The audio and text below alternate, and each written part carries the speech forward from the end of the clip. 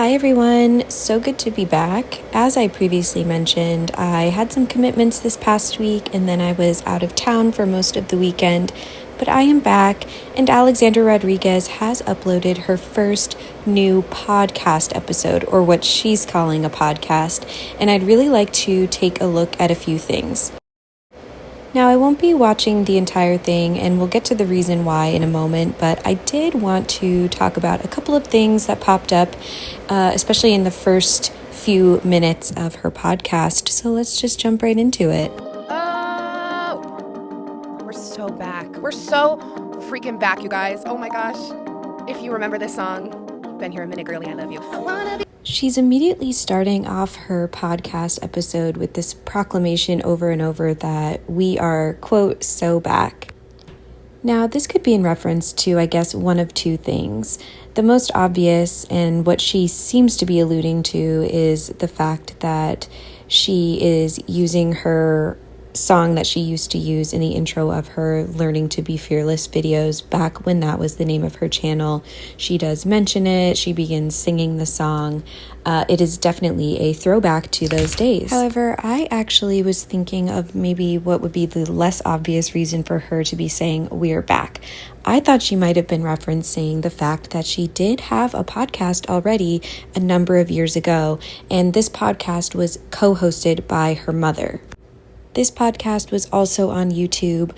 Admittedly, I can't even remember the name of it, and I do believe that all of the episodes are deleted or privated, so I can't easily go back to it. I know that some people do have clips of it out there on the internet, but all we need to know is that she did have a podcast talking about, pop culture, entertainment, and I think they did have a call-in section for advice or something like that from listeners that she and her mother would listen and respond to.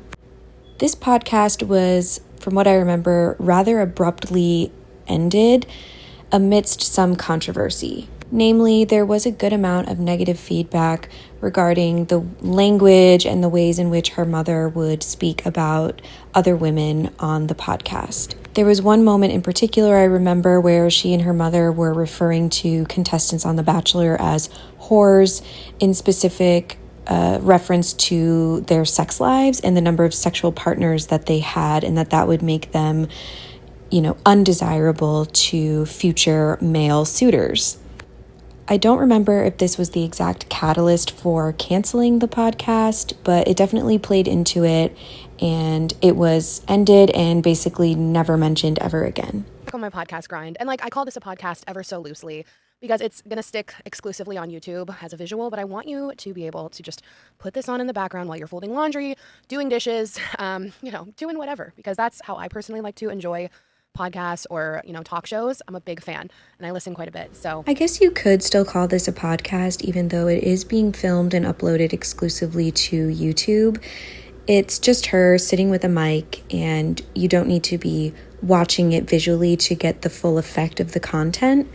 However, this still stuck out to me because I sort of wonder why she isn't uploading it to your traditional podcasting platforms like Apple Podcasts, or I don't even know where else you upload podcasts to. I listen on Apple, but I know there are some other platforms as well. This is something that I think rings true to what I have observed with Alexandra and her content. I don't think that she takes a lot of initiative with her content to be creative or put herself out there, especially to diversify her brand and diversify her platforms. Yes, of course, she is on Instagram and TikTok and on YouTube, and I know she's garnered a bit of a following across all of these things, but if you look at others in the YouTube space, especially those that started when she did, which was back, over 10 years ago when YouTube and beauty YouTube in particular really started to boom, some of these folks have totally built out a brand for themselves with partnerships with brands, making their own brands, really just becoming a name beyond kind of their original YouTube following and their original YouTube channel. A lot of YouTube channels have actually gone by the wayside by now, for better or for worse. Personally, I feel like I haven't really seen Alex have a lot of success in doing that. Her content has felt very stagnant for a long time now, and though she has transitioned out of making more traditional beauty content and just into making vlogs, I don't really see this as like a good, big, sustainable career shift. So anyway, with Alex just filming this for YouTube, I mean, it's just what she's comfortable with, what she's familiar with, and what we are used to seeing from her, right? I mean, this isn't even being uploaded to a new YouTube channel specifically for her podcast. It's just put, for now, on her own YouTube channel. This is the first episode of Just Between Us. I thought that'd be like a fun little name for this series, show, Yap Sesh.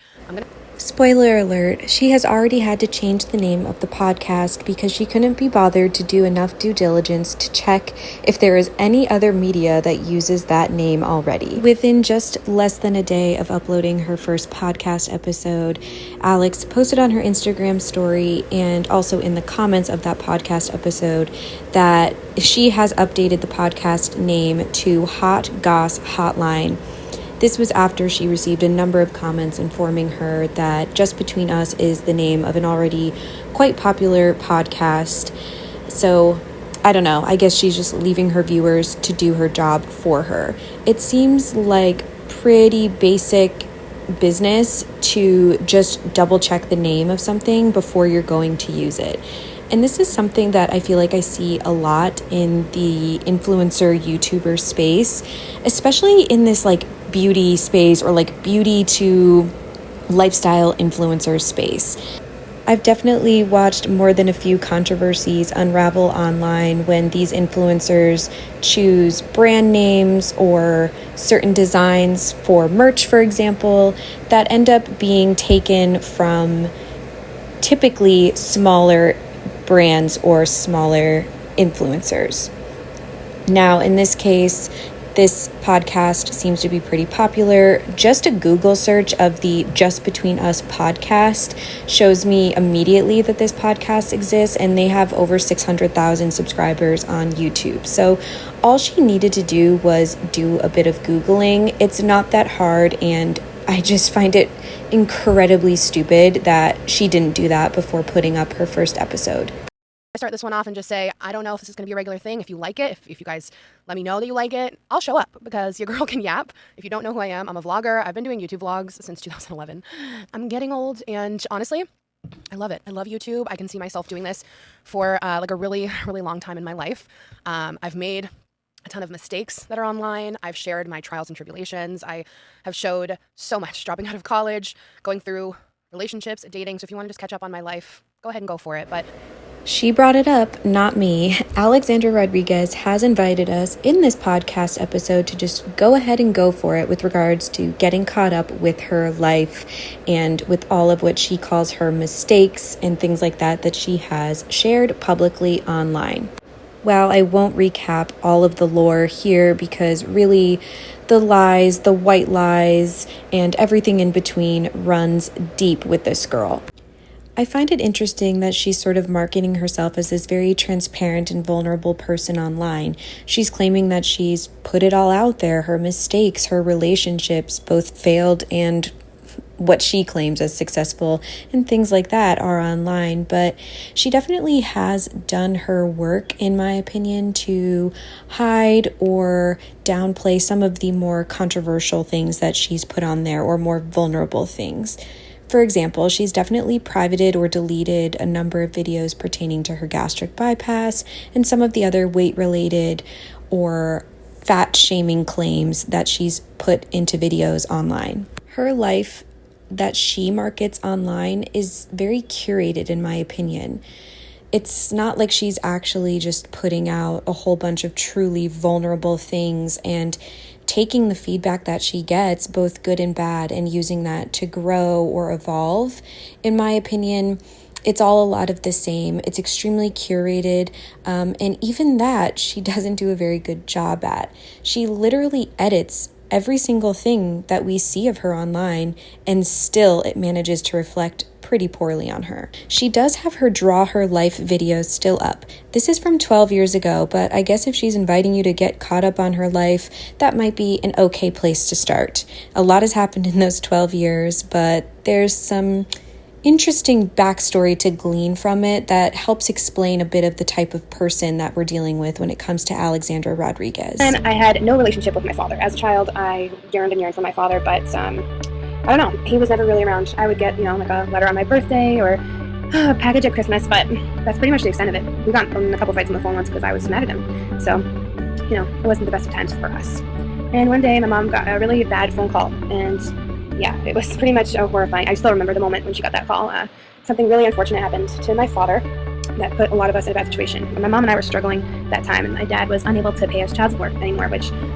So I did want to flag this because I do feel that for somebody who has been invited by Alexandra Rodriguez to catch up on her life thus far and might be watching this Draw My Life video, this could be extremely misleading because she describes this situation with her father as something unfortunate happening to him.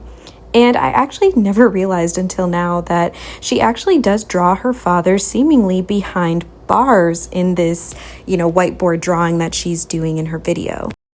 Why is she drawing him behind bars? Well, in fact, this unfortunate thing that she says happened to her father was that he was arrested and convicted for felony sexual assault against a minor, and he was sent to prison. And also now, my father and I, just to update you guys, have a great relationship. Ever since the bad thing happened, which I don't like to really talk about, he's been calling me, reaching out to me.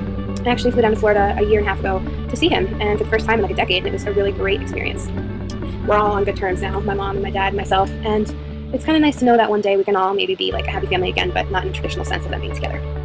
This is some information that is publicly available online on her father. This is from the Florida Department of Justice, and this just kind of explains who he is and his crimes. There's more information available online.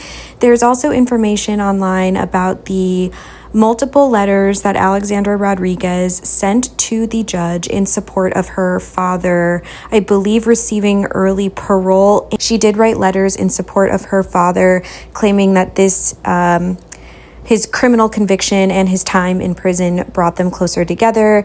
It was a blessing in disguise for their relationship. That is the exact wording that she used, and that she has not known him to ever harm her or anybody that she knows of.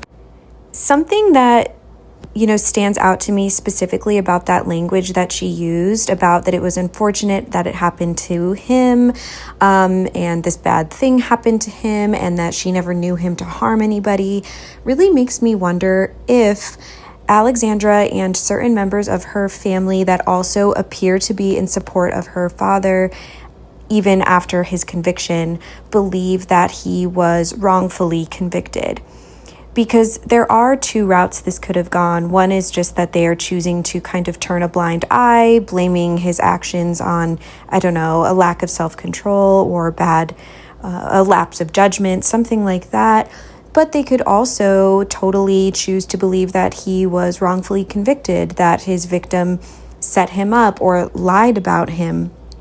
Now, this cannot be proven either way. I don't think we will ever really know unless she comes out and addresses it herself. But that's just something that I've been thinking about a lot lately, is whether or not she actually believes her father did what he was convicted of doing. The reason that I wanted to call this Just Between Us is because I want this to be interactive with you guys. I want to hear from you.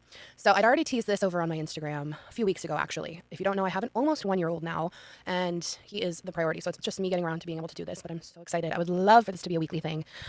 Her business revolves around social media, and as I mentioned before, you would think that she would want to prioritize ways to continue building her audience, building her reach, and diversifying kind of the services, if you will, that she offers. One of them would be something like this, a new podcast. So even more than the fact that you would think that this would be a priority for her, especially because she has hinted for a while about wanting to do something like this again, I just feel like if it's your job, which I don't consider the work that she does to really be true work. It's not the same as most people's 9 to 5 sort of thing. But it is her job to create content for the people that like to consume her content. So either you commit to it or you don't. You are either going to make the podcast or you're not. Nothing can be more frustrating as a content consumer than the content creator that you like to watch not committing to the schedule that they agreed to, or not producing the quality of content that you feel like you are being promised or that you should get. Now, that's not to be entitled, but it's just to say that if I'm watching somebody who has been creating content for over a decade, I do expect a pretty high quality caliber of content, either in the form of that podcast or that video. In my opinion, we're really not getting high quality anything from Alexandra. But I asked you guys on Instagram to send me over a variety of chitty chatty chats. And we're going to do 3 topics, potentially more in the future. But I had you guys send in voice notes with either, am I the asshole? BTW. I do not swear in my vlogs. I bleep them or remove them. But I love to curse. I'm a cursey little girl. Truly, though, like I have the mouth of a friggin' sailor. So we're going to be swearing on here. So little warning for any people listening with kids, etc. So am I the asshole? You can also send in your questions that you need advice for. And then last but not least, confessions just between us. So this podcast seems to be depending almost entirely on getting content from her followers or from her subscribers so that she can react to it in some sort of way, giving her take on it, giving her commentary on it. Ironic, right? This is nothing new. Plenty of podcasts follow a similar model where they are reacting to voice notes or messages or emails or whatever that their listener base sends in. But this is also exactly why I won't be reacting to or listening to the entirety of Alex's podcast. The only thing that I could imagine would be worse than listening to Alex talk for 45 minutes to an hour straight is also having to listen to her fans send in their own stories in that time. I think that in order to carry an entertaining podcast, especially as a solo podcaster, you need to be a very charismatic and entertaining person. It has to add value, right? So to me personally, I don't think that Alex is intelligent nor funny or entertaining enough to carry a podcast on her own.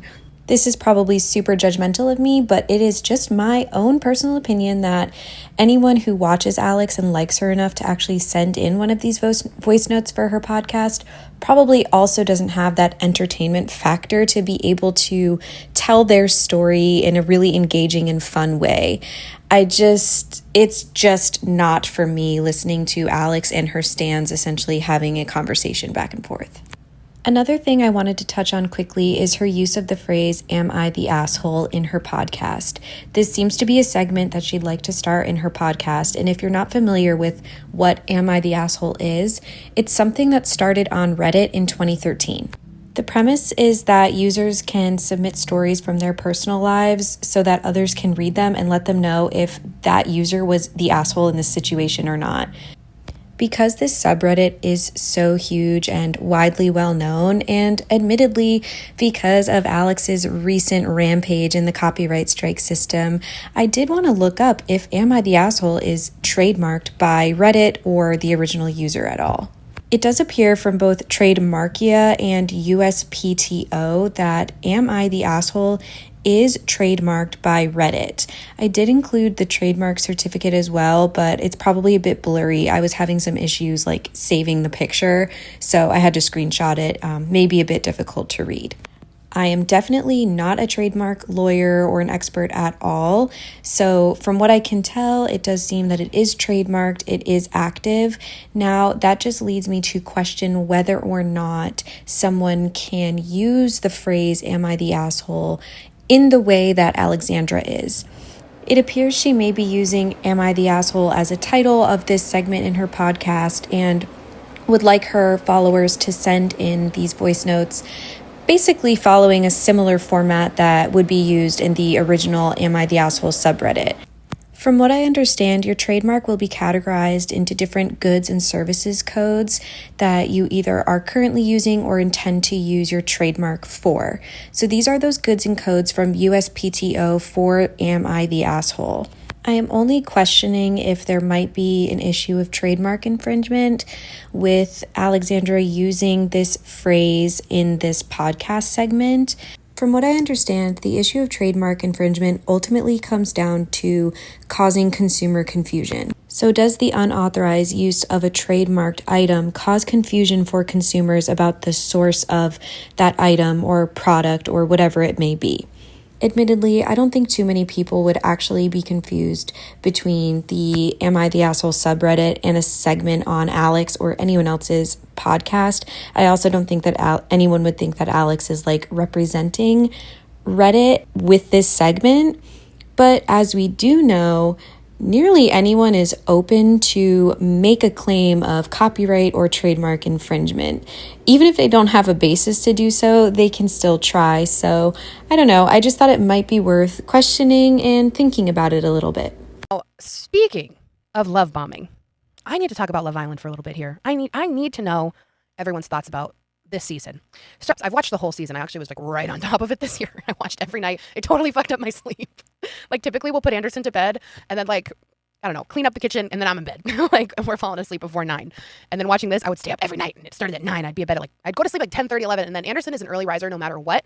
So I was down. I was down bad. But after going through some of her listener stories, she does end the podcast talking about this season of Love Island. While this video isn't a recap of the podcast episode, I did want to add this part in just to demonstrate that at least in this first episode, I don't feel like the content is giving me anything very unique or different from a lot of her vlog content.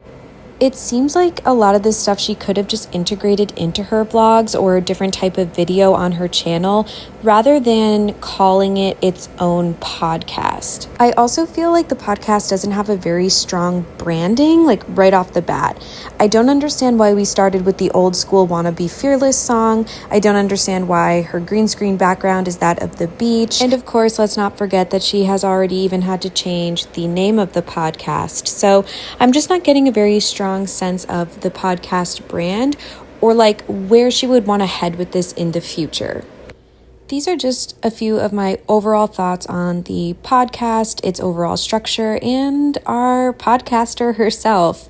Thanks so much for taking some time to listen, and I will catch you in the next one. Bye.